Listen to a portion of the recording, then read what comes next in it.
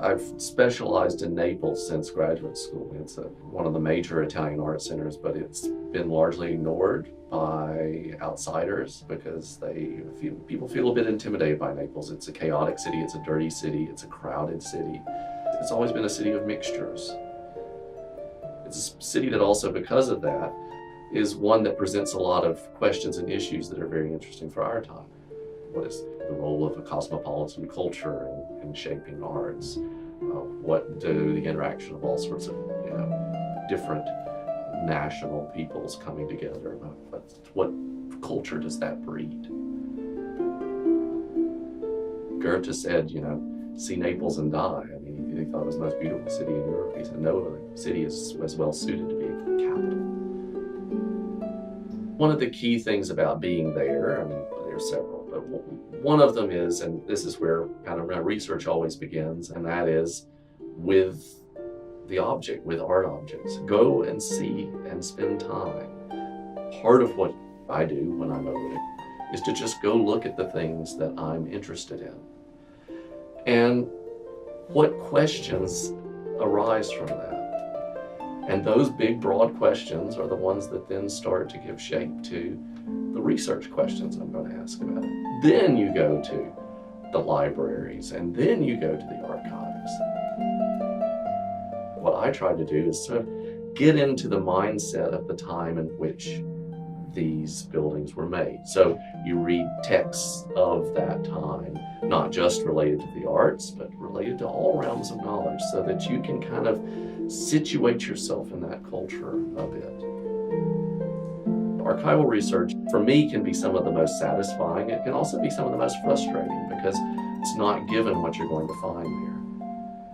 You could go and have a great day at the archives and find historical documents that directly relate to this building and that tell you things contextually beyond just payments or whatever, but kind of meaning and ideologies of buildings in someone's letters or observations.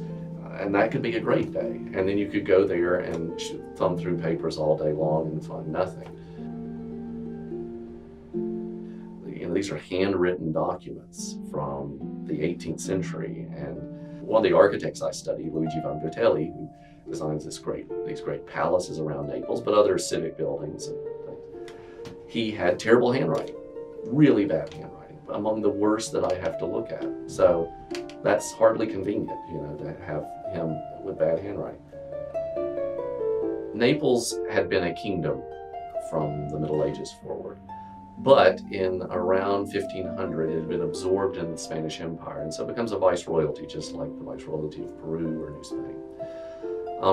That deprives Naples of a certain political independence and authority. 1734, a king does come. He comes from Spain.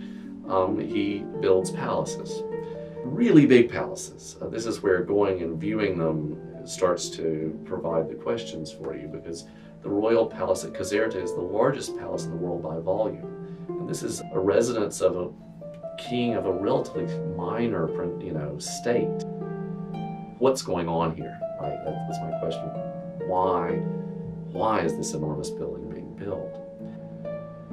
So I go back, immerse myself in the libraries.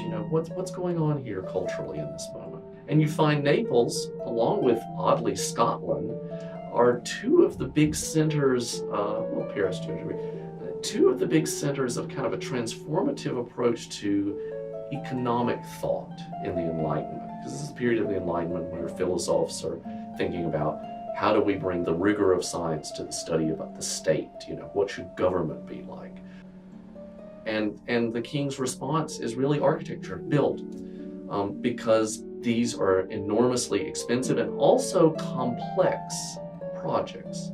So they require then specialized training and specialized knowledge. In other words, they're going to catalyze a kind of educational, vocational transformation of the state. So building these big palaces is more than just royal power.